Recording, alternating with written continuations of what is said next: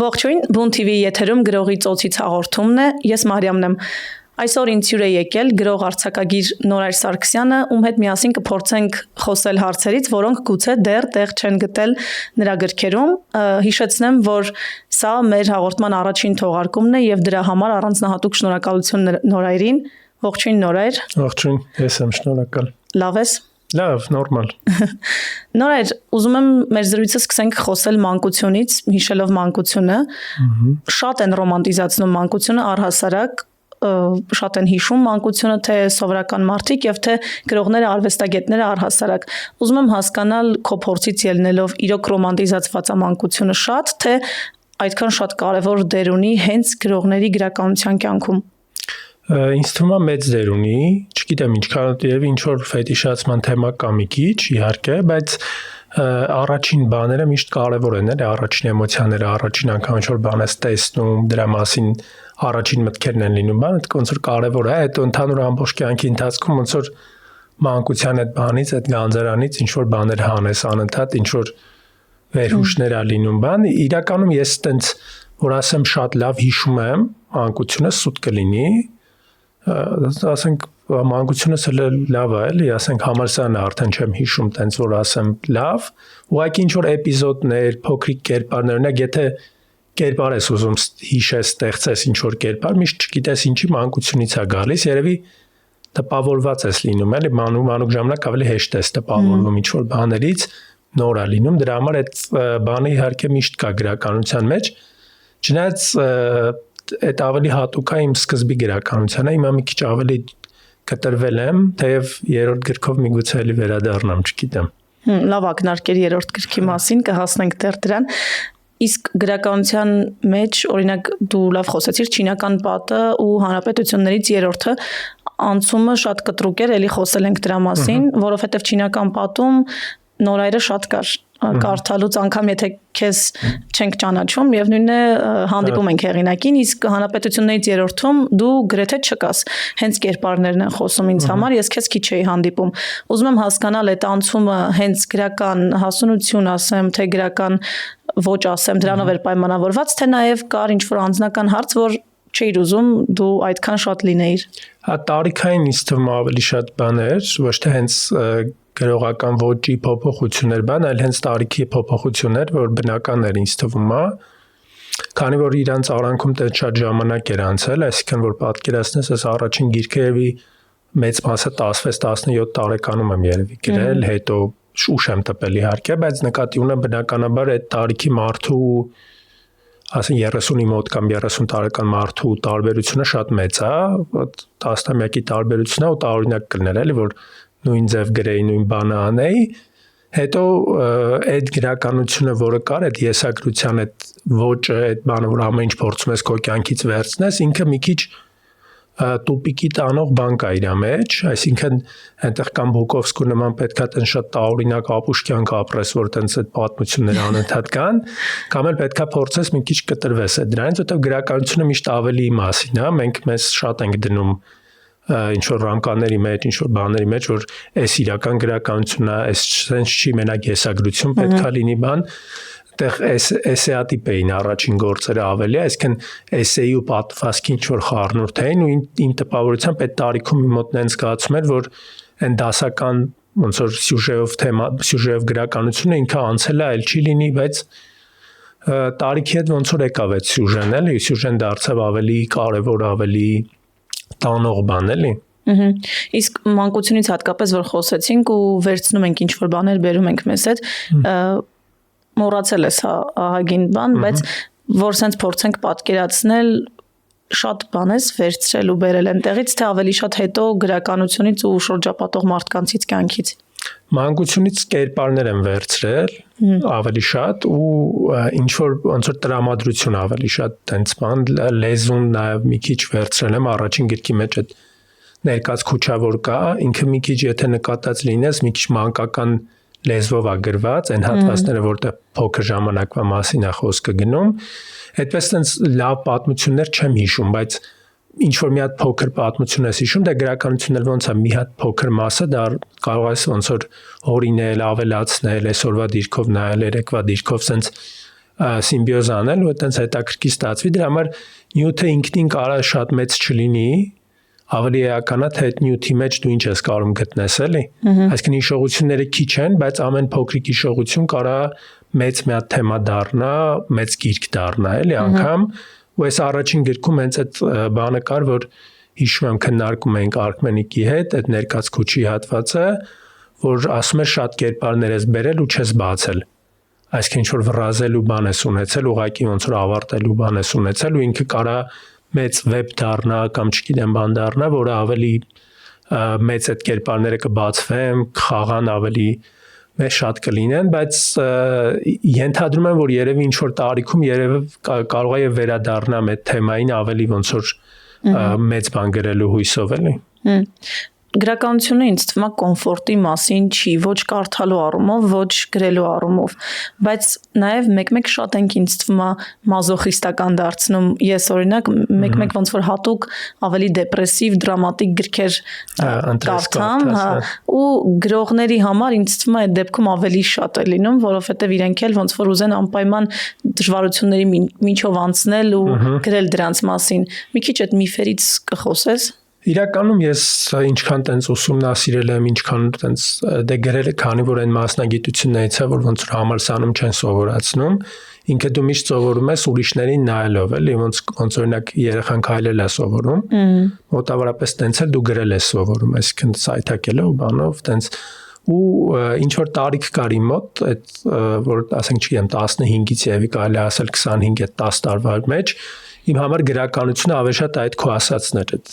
դաժան բան էլի ասենք Դոստոևսկի, Կամյու, Կաֆկա, բան այդ գծի մեջ էինք էլի հա եվրոպական գրականությունից, ռուսական գրականությունից ազդեցությունը մեծ էր ու իր ոնց որ այդ շկոլան հենց այդ շկոլան է էլի որ ոնց որ տառապանքի գրականությունը բայց հիմա օրինակ ավելի հավեսով կարող կարդամ չգիտեմ Սարոյան բան, որը մի քիչ ուրիշ է լրիվ էլի Դավլաթովը եկավ ինչ որ պահի մտավ կյանքս, տենց ինչ որ ուրիշ հայացքներ են տալիս, թե ավելի ծանր թեմաներ են բան, բայց մի քիչ ավելի հումորով, սարկազմով, բայց ինչ է ուզում գլխավոր բանը այս հարցին պատասխանը, որ ամեն գրող, ամեն գրականություն ունիկալ է, ունիկում է։ Այսինքն չկա ինչ որ բան, որ դու կարաս որպես ֆորմուլա վերցնես, որ պետքա պարտադիր դաժանության մասին գրես, պարտադիր դժվարության մասին գրես կամ հակառակը պարտադիր ուրախ գրես, տենց բաներ չկան էլի կամ թեման էս լինի, թեման այն չլինի, լեզուն սենց լինի, որովհետև ամեն գրող բերում է իր թեման, իր լեզուն ու ինքն իր մեջ եթե ստացված գործ է, եթե չէ։ Այսինքն այդտեղ այդ իմաստով ոնց որ սպորտի նման չի, ոնց որ ավելի դաժան, ավելի դժբախտ լինի, ավելի լավ կլինի, ամեն մարդ ոնց որ ի վերջո իր եսի հաստատման բանն է գրականությունը իր ու եթե քո եսը ինչպիսին է, այնպիսին դու պետքա փորձես լինի քո գրականությունը, այսինքն օրինակ ես մեկ-մեկ շատ եմ փիլիսոփայում, ասենք ինչ որ հատվածներ եմ տենց գրում, հետո ինձ դուր չի գալիս այդ, մտածում եմ այդպես կարար մաքուր պատմություն լիներ, ես ոնց որ հարամ եմ արել, բայց հետո մտածում եմ որ ես եթե տենցնեմ, երևի տենց էլ պետք է լինի իմ գրականությունը ու երևի թե դրա մեջ կարող իմ ուժը լինի, այսինքն եթե ես փորձեմ մաքուր սյուժե անեմ կամ չգիտեմ հակառակը մաքուր էսե անեմ, միգուցեև չստացվի ինչ որ հիմա է ստացվում, այլ հակառակը իմ մոտ միշտ տենց ու նույնը լեզվի հետ կապված եթե վերցնենք, ասենք կլինի ժարգոն, թե կլինի հակառակը շատ գրական, կլինի գիտական, ես քանի որ այդ ոճերին բոլորին ոնց որ տիրապետում եմ ու առօրյայում էլ օգտագործում եմ, այսինքն ոնց է չէ՞ մի հատ գիտական հոդված կկարդաս, հետո մի հատ ընկերներիդ հետ կխոսես, դրանք տարբեր լեզուներ են լրիվ ու գրականության մեջ իրենք պետքա տենց հետաքրքիր այդ համադրության մեջ լինեն էլի իմ կարծիքով, որովհետև եթե դու փորձես այդ իհարկե էլի էքսպերիմենտալ կարաս փորձես մի հատը սենց անես, մի հատը նենց անես, բայց մեկը ընդհանուր առմամբ այն ինչ դու կաս, այն էլ քո գրականությունն է ստացվում էլի։ Իսկ տրամադրությունը շատ չի խանգարում, կարողանում ես օրինակ ունես վատ տրամադրություն, ինչ որ անձնական խնդիր ունես, բայց չեմ գրի երևի։ Հա, տենց ինչ որ բաներ ընդհանրապես քիչ եմ գրում, հատկապես այս վերջերս քիչ եմ գրում ու աշխատում եմ որ ոնց պետք է գործնական լինի էլի դրամատրությունը պետք է կարողանաս էլի նստես ուղակի թքթկացնես մանավանդ արձակի դեպքում որովհետև ուղեղդ էլ պետքա լավ աշխատի եթե օրինակ չգիտեմ 20-25 տարեկանում դու կարայիր գիշերը նստեիր մի 4 ժամ գրեիր բան հետո հաջորդ օրը գնայիր դասի կամ գործի հիմա ասենք չես կարա էլի ֆիզիկապես չես ձգում իսկ ֆիզիկապեսը նաև ազդում է ուղեղի վրա ու բնականաբար լավ չի ստացվում կամ չի ստացվում ընդհանրապես դրա համար պետքա ոնց որ ընդհանուր լավ ոչ թե լավ տրամադրությունն է չնի որ պարես բան էլի այլ ուղղակի այնպես տրամադրված լինես որ կարողանաս գործ անես հենց որտեվ գործ է ինքը էլի պետքա կարողանաս այդ գործը հենց ֆիզիկապես անել հա իսկ կհիշես երբ ու ինչ պայմաններում այն միտքը եկավ քո մոտ որ քեզնից լավ գրող դուրս կգա ու որոշեցիր շարունակել հա այտենց եւի 15 էլի 15-16 տարեկան այդ տարիներն էր համալսարան նոր ընդունվա ոնց որ 16 էի ինչ որ ռեփ բան էի լսում փորձում էի ես էլ անել գրում էի ման ու տենց ոնց որ այնպես էր ստացվել որ հետաքրքրվեցի ինչ որ գրողներով Չարենցով Եսենինով եսիման հիմնականում պոետներ էին այդ շրջանում չգիտեմ ամերիկացիներից է Ջիմ Մորիսոն բան այդ երաժշտական նաև բանով հետաքրքրվեցի ու սկսեցի գրել անկախ ինձնից սկսեցի գրել, այդպես ուղղակի մտքիս եկավ, սկսեցի գրել, դες դպրոցում էլ ասենք օրինակ շահադրությունից լավ եմ եղել, ասենք ինչ-որ ուրիշ ձև գրելու միշտ սիրել եմ ուրիշ ձև գրել, ասենք ոնց որ գարնան մասին շահադրություն, հա կամ չգիտեմ, ամառային արձակուրդների մասին շահադրություն, միշտ փորձել եմ ոչ թե փորձել եմ անգամ ուղղակի տենց է ստացվել, որ միշտ ոնց որ ինչ որ գրական բան է մեջը մտած եղել էլի ու հիմնականում էլի եսից եմ գրել ոնց է չէ ընդունված է որ այդ տարիքում շատ են ինչ որ абստրակտ թեմաներից գրում բայց իմ ամենավատ բանաստեղծության կամ արձակ գործի մեջ այդ դրական բանը միշտ իմ մեջ եղել է որ ինձնից եմ գրել այսինքն չեմ այդ մատից ծծած այդ գրականության բանը չի եղել իմ մոտ էլի շատ չգիտեմ հայրենիքից կամ ինչ որ տես արձակ թեմաներից հա որ մյուսներին կարդացել են չէ մտածել են որ գրականությունը այդպեսին է ու այդպես են միշտ այդ սկզբի բաները միշտ տենց է իմ մոտ տենց չի եղել թեև որակապես լավը չեն եղել այդ բանաստեղծությունները կամ արձակը ես ինչ իրանցից չեն ներկայացրել բայց այդ բնական նյութը զգացվել է էլի որ ոնց որ մարդը ասելիք ունի իրանից է գալիս այդ գրականությունը ու այդ իմ կարծիքով այդ ոնց որ գլխավոր գիծն է իմ գրականության որ չեմ փորձում էլի այդ ընդհանուր ինչ որ ընդունված բանի մեջ լինեմ էլի ինչպես ես եմ տենում այդ բան գրականությունը դե ամեն օր ոնց որ քո այդ օրվա գրածը էտա քո համար գրականությունը այդ տենց է իմ մոտ էլի հիմա օրինակ նոր բան եմ գրում այս հին բաները արդեն լրիվ իմը չեն այսինքն լրիվ զրոյից նոր էսթետիկա եմ փորձում ստանամ նոր բան եմ գրում հա ու այդ դառնում այդ օրվա այսինքն արդեն այդ է իմ գրականությունը սրանք արդեն ոնց որ անցած էտապներ են լավը չեն թերին ինչ որ խնդիրներ ունեն այդ իմաստով տենց միշտ տենց բան է էլի աճող չես կարող ասես աճող թե իջնող է բայց աշխատում եմ միշտ օրինակ երկու գիրք ունեմ թեև շատ եմ գրել աշխատում եմ պիկերը բռնեմ էլի այսինքն ուղղակի չտպեմ տպելու համար այսինքն ինչ որ էտապ է որը ձևավորվում է նոր գրականության տիպ քո մոտ որ էտա քո գրականությունը գրում ես ասենք մի 5 տարի կարող է գրես այդ ոճով բանով բայց ու պիկը բռնես տպես ու այդ արդեն մեռավ քո համար որպես գրականություն ու նորն ես փորձում գտնես էլ ինչ որ ժամանակներ լինում են որ շատ ես տխրում այն իմաստով որ երկար ժամանակ չես գրել կամ որ չես տպել չէ դա է կարևոր որ ոնց որ տպես տենես ի վերջո ամեն անգամ ոնց որ այդ սպիտակ թղթի առաջ որ դու կանգնում ես դու ամեն անգամ առաջին անգամ ես գրում այնպես չի դու ասենք քեզ համար ես ուժեղ գրողն էլ բան ամեն անգամ դու ինչ որ նորություն ես անում որը թե վախենալու է թե ոնց որ մտածում ես օրինակ ինչ որ հաջողված բան արել ես դու մինչև այդ որ կարաս հարամ անես չէ նոր բանը վատը լինի ու մարդիկ ասեն լավ ես ինչ գրող է բան բայց դե այդ ոնց որ ամեն անգամ դու պետքա մտնես այդ խաղի մեջ էլի դու քո խոսքով եկար իմ շատ տենց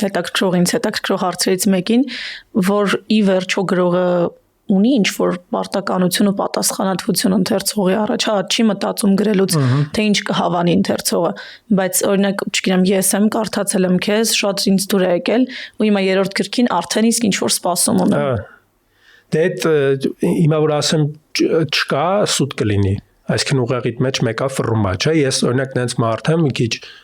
այդ իմաստով օրինակ ես որ մի հատ ինչ-որ գիրք եմ գրում, ամբողջ կոնցեպտը պատկերացնում եմ, շնորհանդեսը ինչ կանեմ, այս ոնց այդ ամբողջ այդ բանը ուղեղիս մեջ պատտվում է, բայց ինչքան այդ ուղեղիս մեջ պատտվում է, այնքան ես չեմ կարող գրեմ։ Երբ ոնց որ հասնում է այն իրավիճակին, որ ոնց որ արդեն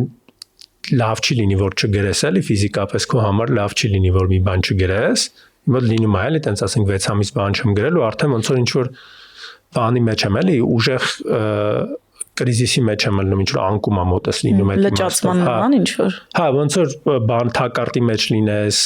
տարիները անցան, բան սկսում է ամեն ինչը գալ հերթով։ Դու բան չարեցիր։ Հա, ու այդ պահը որ գալիս է, այլ լրիվ մոռանում ես այդ ինչ-որ կա, ընթերցող բան, ամեն ինչ մոռանում ես, ու ինչ ստացվում է, այդ ստացվում է։ Իսկ շատ ես ինքնակնդադատ։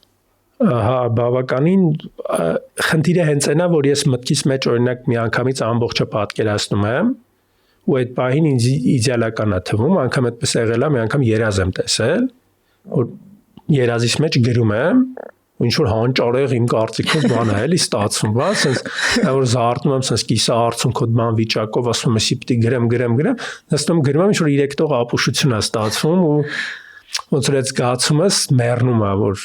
ու այդ բնականաբար գրելուց էլ է, որ պատկերացրի ինչ որ պատմվածք ես մտածում, մտքիդ մեջ ֆռումական վեպ ես մտածում ու սկսում ես գրել, ինքը միշտ այն չի, ինչ քո գլխի մեջ էր։ Որովհետև ինքը մեկա թույլ է ստացվում ավելի, քան դու մտածել էիր, էլի։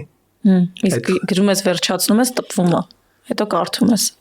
Այդ տխուր է, էլի, այդ դրա համար պետք է աշխատես չկարդաս հետո, որովհետև այդ շատ ծանր է, էլի լինում։ Ես մի հատ այնպես փորձառություն եմ ունեցել, այս առաջին գրքովս ինչ որ պետական ծրագիր էր 30 դպրոցներում պետք է ինչ որ պատմվածք կարդայի Հայաստանի տարբեր մարզերի ու մի հատ ճանապարհ պատմվածք ունեի, որը սիրում էի շատ։ Բայց այդ 30 դպրոցում որ ֆռացի, դե պատկացա ամեն անգամ այդ նույն ուղղակի տարիքային էտ էր բռնում, որ կարդայի դպրոցի համար, ստիպված էի մենակ էտ էր, էլի։ Ու արդեն վերջում ասենք ոչ թե պատմվածքից, այլ ինձնից էի զզվում արդեն, էլի, որովհետև անընդհատ դու կարդում ես ու այդ սխալները անընդհատ տենում ես, անընդհատ այդ քո բաները ոնց որ այն ինչ որ սխալ ես արել, ինչ որ վատ ես արել, քո մոտ այդ բանը դառնում, էլի, արդեն խորքային ինչ որ բան է սարքում, ինչ որ անգամ կարելի է ասել մոտ այդ կոմպլեքսի տիպի բան ձևավորվի, էլի։ Այդ իմաստով մի քիչ տխուր է քո գրածները կարդալ, էլի։ Երևի մի անգամ կարդաս, տպվի գնա ու վերջակես, չունեն ասել գրքերը։ Իսկ վախեր ունես ընդհանրապես գրականության հետ կապված։ Կամ ընդհանրապես։ Դե գրականության հետ կապված գլխավոր վախենը, որ ոնց որ այդպես էլ չես գրի այն ինչ որ կարայիր գրեիր։ Որովհետև ցանկացած գրող բնականաբար ինքնին մտքի մեջ ամենալավ գրողն է ու ունի այն պատկերացումը, թե ինքը ինչ պետք է գրի, ինչ մակարդակի գործ պետք է գրի, ինչ հաջողություն ունենա այդ գործը ու վախենա, որ կհիասթափվես, կել չես գրի, կթարգես ու այդ ոնց որ ամբողջ դու գիտես արդեն, որ ամբողջ կյանքը այդ հիասթափվածությունը քո մեջ մնալու է։ Հնարավոր չի էլի, որ ես ասենք չգիտեմ 70 տարեկանում չափսոսամ, որի մի բան չեմ գրել։ Ու այդ ամենաուժեղ վախն է էլի, որ կկոտրվես, չես գրի, թարգես գրելը, այդ ամենամեծ վախը։ Բայց ինձ թվում է ինչքան էլ շատ գրես, ինչքան էլ քո ուզածը գրես, եթե հատկապես մի քիչ կոնե ինքնակնդադատ քեզ համարում ես, միևնույն է այդ զգացողությունը։ Հա, ուղղակի կարա այդ ոնց որ շնչահեղձանող լինի այդ զգացումը, եթե իրոք, այսինքն ոչ թե բնականաբար նաև ինչ որ օբյեկտիվ հայացք կա ցանկացած մարդ նորմալ առողջ մարդու մեջ, այդ ինքնակնդադատականից դուրս մի հատ էլ օբյեկտիվ բան կա, բա լավ ինչ է ստացվել, այդ որ նայես ու տեսնես բան չի ստացվել, բնականաբար։ Իսկ քննադատություններին կամ թեկուզ ինչ-որ գովասանքներին ո՞նց ես վերաբերում։ Ընդհանուր նորմալ չէ, ոչ տենց շատ ռադիկալ լավ, ռադիկալ վատ, ոչ էլ տենց ինչ-որ երջանիկ եմ դառնում, որ մեկը քննադատում է գրածներս։ Տարօրինակ է, որ ոնց որ բնական է որ մարդիկ չեն հավանի հատկապես գրողները այն մարդիկ ոնց որ իրանք էլ ունեն իրանց գրականության կոնցեպտը տարօրինակ է որ հավանում են անգամ ավելի շատ քան որ չեն հավանում ուղղակի քանի որ մենք խնդիր ունենք ընթերցողներն են քիչ ոնց որ իրանց կարծիքները մեր համար կարևոր են դառնում ինչը նորմալ չի որովհետև նորմալ է որ գրողները իրար չեն սիրելու նախ բանկա կոնկուրենցիայի հարցը կա հենց ուղիղ նախանձի հարցը կա չգիտեմ բոլորի մեջ նաև կա այդ ուրիշ տեսանկյունը ուրիշ գրականության հետևորդ լինելու բնականաբար քեզ պետք է չսիրեն էլի գրողներից խոսեցիր մեր գրական դաշտում եթե տենց ասեմ ու գրական դաշտի մասին հնչող ամենաշատ հանդիպող կարծիքը ինձ այնա որ թայֆայական ինչ որ վիճակներ են հենց այդ բառով էլ ասում են որ ինչ որ խումբ է ու շատ դժվար է մեկը մյուսի մասին առողջ ինչ որ կարծիք ասի բայց ես մի հատ ուրիշ բանի մասին էլ էի մտածում օրինակ գրում ես տպագրվում ես ու հիմա արդեն ժամանակն է որ դու պիտի հայտնվես այդ դաշտում այդ սկիզբը ոնց է եղել ինչ որ վախեր ավելորդության զգացումներ ու ընդհանրապես այդ թայֆայական բառը կա իրոք ես այդ կա իհարկե ինչ որ իմաստով բնական է որովհետև փոքր է ոնց որ շուկան փոքր է ամեն ինչ փոքր է ինչ որ ինքը այդ տնայնագործական չգիտեմ այդ բան ոնց որ լինի էլի մեր մոտ այդ տիպ մանավանդ արվեստը չլավ բառեր հա ու այդ իմաստով բնականաբար հա այնպես ցավացնող բան կա իր մեջ հատկապես այն մարդկանց համար ովքեր ում չեն ընդունում այդ թայֆաներ էլի ոնց որ ես օրինակ չեմ զգացել շատ տենց ին վրա որովհետև ես որ շփման մեջ հեշտ մարդ եմ ոնց որ ինձ ամենտեղ ոնց որ սիրում են տենց գնահատում են տենց բան չունեմ էլի այսինքն խնդիր չունեմ այդ իմաստով կարամ բոլոր այդ թայֆաների մեջ էլ հայտնվեմ բոլորի հետ է շփվում եմ ասենք տենց ես օրինակ թայֆայաբազություն աշխատում եմ չանեմ բայց իմ կարծիքով դա էլ է մի քիչ ուռճացված որովհետև այն մարդիկ ով ոնց որ լավ չեն գրում կամ չգիտեմ ասենք չի ստացվում մոտները սկսում են այդ դարձնել ոնց որ ինչ որ բան էլի որ դե թայֆային ինձ չեն ընդունում բայց որ լավ գնեն կընդունեն էլի բոլոր տեղերն ոնց որ թայֆայի հարցը չի եթե դու այնպեսի բան գրես որ ինքը արժեք ունի ինքը բնականաբար մեկա բոլոր տեղերն էլ թեև քննադատեն ընդունելու են այդ արժեքը էլի իսկ մինչև հայտնվելը այդ դաշտում դու ինչ որ ունեիր չգիտեմ երազանքներ նպատակներ որ այդ դաշտը մի քիչ ուղղակի ավելի ռոմանտիկ է թվում հետո որ դու հայտնվում ես այդ դաշտում այդ մարդկանց հետ շփվում ես ոնց որ նախ հոգնածնող է գրողները դե շատ էգոիստ մարդիկ են իրանց հետ շփվելը երկար ժամանակ հոգնածնում է էլի գոնե ոնց որ պետքա մի գրող ու ինչ որ պուբլիկա լինի ոչ թե բոլորը գրողներ են ու պուբլիկա չկա ինքը էլի հեղձուցիչ զգացում առաջացնում երկար որ այդ մասայի մեջ այդ կացայի մեջ էփվում ես հոգնածնող բան կա էլի ժամանակին ավելի շատ էինք տենց հավաքվում բան հիմա անգամ որ հավաքվում ենք գրականության համար աշխատում ենք չհավաքվենք էլի ասենք ֆուտբոլ խաղանք չգիտեմ տենց ավելի մի քիչ հեշտ շփում լինի չլինի գրականության շուրջ որովհետև գրականության շուրջ այդ անընդհատ այդ ինչ որ Ինձ պետք տարիքային ինչ-որ բանից էլ է, էլի ինչ-որ տարիքային շրջան կա, որ ընտանեկան կարգավիճակն էլ է շատ մեծ նշանակություն ունի, իհարկե, ոնց որ դու աշխատում ես, ունես ընտանիք, ունես առօրյա ու չես կարող անընդհատ այդ սութի այդ բոհեմ ասվածի մեջ լինես։ Ու ինքն էլ եմ ասում, ինձ այն ժամանակ էլ տենց հատուկ դուր չի եկել ու չի ասի, որ մեծ ազդեցություն ու դրական ազդեցություն է ունեցել հենց գրածիս վրա։ Սկզբի շրջանում կարող է ինչ-որ մի պահ, որ դու նոր ես լրիվ, ոնց որ երեխա ես էլ ինչ-որ պետք է տենց բան, որ դու մտնես, տենաս ով ինչ է անում։ Բայց հետո պետք է կտրվես, ամեն դեպքում գրող լինելը գրականություն ինքը մենակի գործ է, մենակի բան է, էլի խմբի գործ չի։ Ամեն դեպքում այն գրականությունը, որը ես եմ այս պահին տեսնում։ Որտեղ եղել են փորձեր իհարկե, բայց իմ դեպքում այս պահին տենց չի, որ մենակի գործ է, մենակով պետք է նստես տանջվես, վերջում կամ կստացվի կամ չէ։ Ամեն դեպքում տանջվում ես։ Հա, դե դա։ Մի հատ էլ ինչ-որ մտքեր ունեմ, որ մեր սիրած դասական գրողների մասին հատկապես կամ համաշխարհային գրողների որոնք հեռու են մեզնից ու համարյա դասականի տեղ են ընդունում, որովհետև օրինակ չգիտեմ հանդկեին եմ ես շատ սիրում, հույս էլ չունեմ, որ կտեսնեմ մի օր։ Մենք անընդհատ փորփրում ենք իրենց կյանքը, հատկապես շատերը նամակագրությունն են տենց շատ կարդում ու ես անընդհատ մտածում եմ, լավ, բա մենք կարդում ենք օրինակ ժամանակակից գրողներին, ինձ համար օրինակ նաև դրանում է հետաքրքրությունը, որ ես կարդում եմ, չգիտեմ, քո գիրքը, մյուսի գիրքը, հանդիպում եմ, զրուցում եմ ու ավելի པարզ է դառնում ինձ համար ամեն ինչ, բայց դուք էլ ինչ որ ամեն դեպքում դիստանցիոն տարածք եք պահում հաստատ ընթերցողներից, որ հիմա գոնե լիքը բան բաց չլինի։ Հիմա օրինակ մեծանաս, անցնեն տարիներ շատ ու սկսեն քո մասին հետաքրքրվել։ Օրինակ կան վախեր, անհանգստություններ, որ չես ուզի, որ այդ ընթերցողները տենց էլ իմանան։ Ես մի քիչ այդ իմաստով ավելի բաց մարդ եմ իմ կարծիքով, այսինքն տենց նախ կերպար չեմ սարքել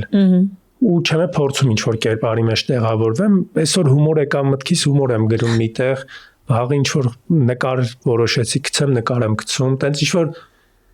այդ բացասական իմաստով է ազդում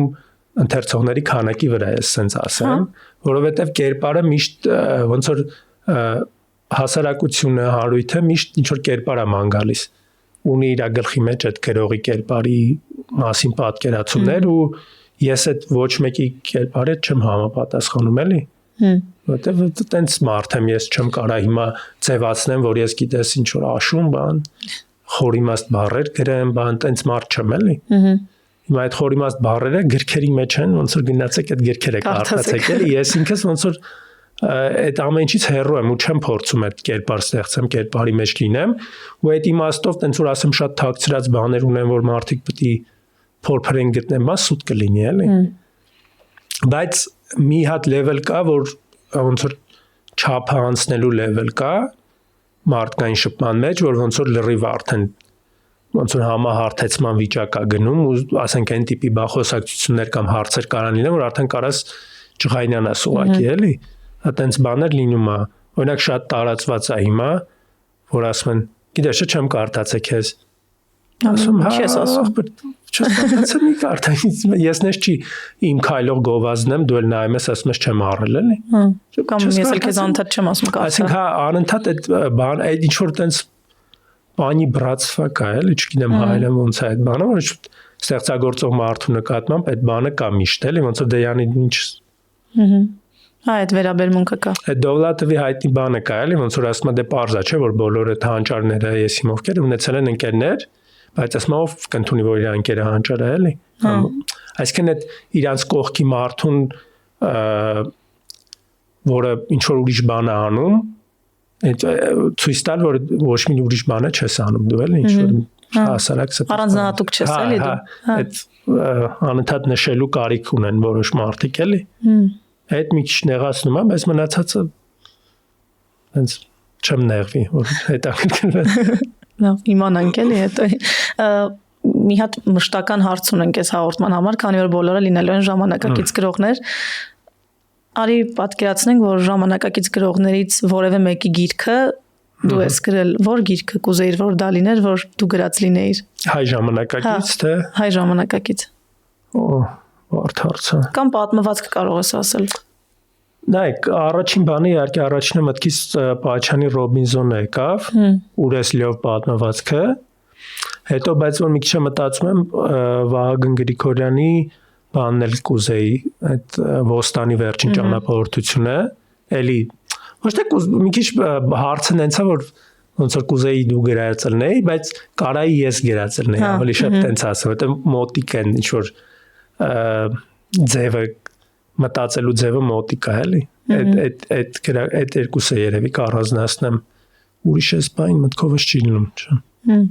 Ու մի հատ շատ արագ խաղանք, ես քեզ 4 հարց տամ 3 տարբերակ, դու ուղղակի արագ պատասխանի։ Ամենաշատը հոգնել ես հարցազրույցներից, գրելուց, մարդկանցից։ Մարդկանցից։ Ամենաշատը կարոտում ես մանկության տարիները, ազատ ժամանակը, երբ նոր էիր սկսում գրել։ Երբ նոր էի սկսում գրել։ Երազում ես հայտնի գրող լինել, հանդիպել սիրելի գրողին, թե անտեսանելի լինել։ Հայտնի գրող լինել։ Ու վերջում գրողի ծոցից հաղորդման մասին հավեսեր, անկապեր, հարցազրույցեր էլի սովորական։ Հավեսեր։ Շնորհակալություն շատ։ Ես եմ շնորհակալ։ Ձեզ էլ շնորհակալություն, որ լսեցիք գրողի ծոցիցը, հիշեցնեմ, որ այսօր ինձ հյուրեր գրող արձակագիր Նորայր Սարգսյանը, կհանդիպենք, երբ զրուցենք մյուս գրողների հետ։